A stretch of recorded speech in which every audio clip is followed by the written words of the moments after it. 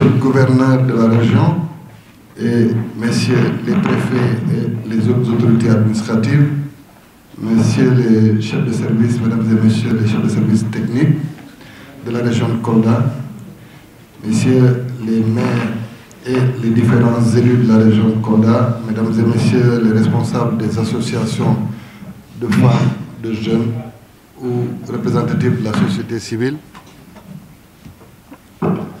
je voudrais, au nom des populations de la région de Kolda, me réjouir de cette rencontre spéciale qui fait suite à un échange que Son Excellence le Président de la République, M. Macky Sall, a eu essentiellement avec les jeunes de la région, échange au cours desquels une forte attente est née. Et étant témoin de l'histoire, j'ai vu que le concept Djoko at Macky a commencé à donner des résultats dans beaucoup de localités. Et c'est pourquoi je ne suis pas surpris que M. le ministre en charge des collectivités territoriales et toutes les directions qui sont concernées aujourd'hui sont là au niveau de Kolda pour pouvoir échanger avec nous. Maintenant, M. le ministre, nous avons des attentes fortes.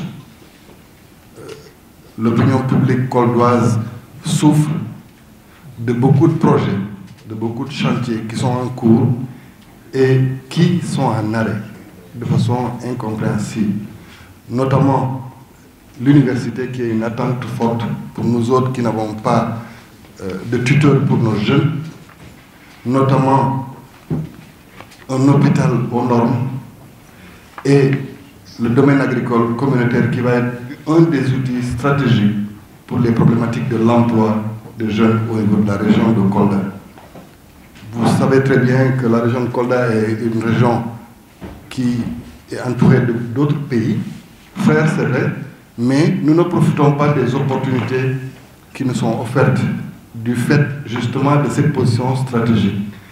Parce que justement, étant une des régions de la Casamance naturelle, c'est une région qui est malheureusement parent pauvre des politiques publiques quand il s'agit d'une action spéciale en direction de la Casamance.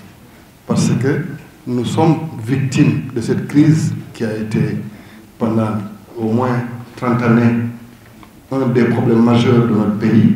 Mais malheureusement, quand il s'agit d'opportunités pour la reconstruction même de la Casamance ou sur les questions de désenclavement, nous en souffrons. Médina Yoro Foulah est un département qui, à lui seul, suffit à montrer toutes les attentes que nous avons par rapport à cette réunion d'aujourd'hui. Donc, nous faisons un plaidoyer pour Vélingara, pour Médina Yoro Foulah et pour Kolda. Les problèmes spécifiques vous ont été signalés à la plus haute autorité du pays et je pense que vous êtes là pour les prises en charge. Nous en attendons des réponses fortes. De notre côté, Monsieur le ministre en charge des collectivités territoriales, Kolda étouffe en tant que ville. Je ne peux pas avoir le directeur général de l'ANAT, mon frère Digo, à côté de moi et ne pas porter ce plaidoyer. Il est temps que les périmètres communaux puissent être réorganisés pour accueillir certes des projets et programmes d'envergure, mais pour permettre une saine occupation des espaces. Nous avons des quartiers, nous avons presque la moitié de Kolda qui administrativement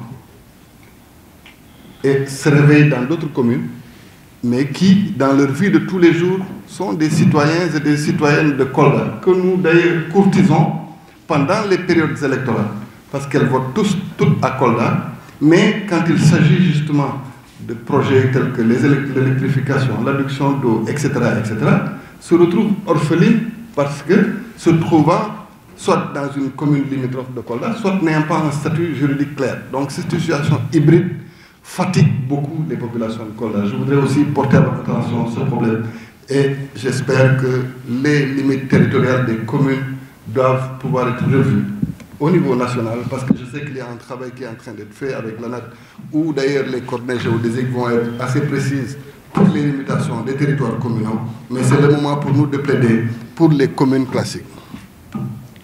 Enfin, ce que nous souhaitons, Monsieur le ministre, et je vais terminer par là, nous voulons développer un produit local brut fort. Mais pour le faire, nous avons besoin d'opportunités. Nous avons besoin d'accompagnement institutionnel, nous avons besoin d'accompagnement en matériel, nous avons besoin d'accompagnement en infrastructure. Quand on crée les conditions d'une éclosion économique, les acteurs locaux prendront la question en charge pour que justement la lancinante question de l'emploi des jeunes soit derrière nous. Parce que c'est possible. Nous avons une région à fort potentiel en matière d'agriculture, en matière d'élevage, en matière de ressources forestières, en matière de commerce, etc., etc. Nos jeunes sont dynamiques. Ils ne cherchent qu'à exprimer leur talent. Mais pour ça, nous attendons de ce CRD des réponses par rapport à tout ce qui doit être fait en amont pour que l'éclosion économique soit une réalité et que le produit local brut puisse augmenter, jalon du développement durable de notre région.